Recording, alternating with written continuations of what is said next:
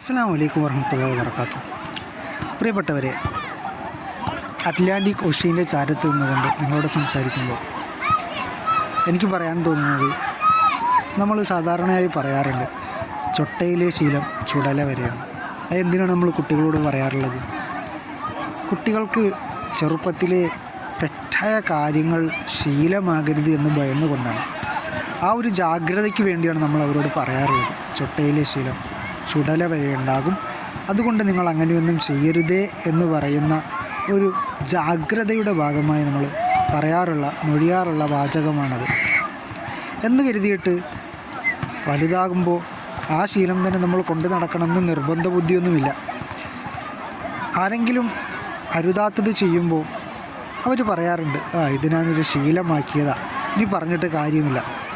അങ്ങനെ ശീലങ്ങളുടെ അടിമയായിക്കൊണ്ട് ദുശ്ശീലങ്ങളെ ശീലമാക്കി മാറ്റുന്നവർക്ക് ആ ശീലങ്ങളെ മാറ്റിയെടുക്കാൻ ഇനിയും സമയമുണ്ട്.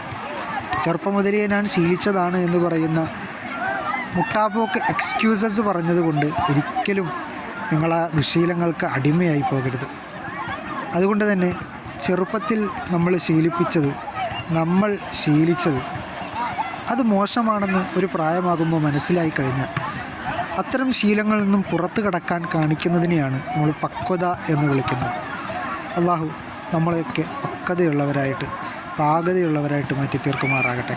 അസ്സലാമു അലൈക്കും വറഹ്മത്തുള്ളാഹി.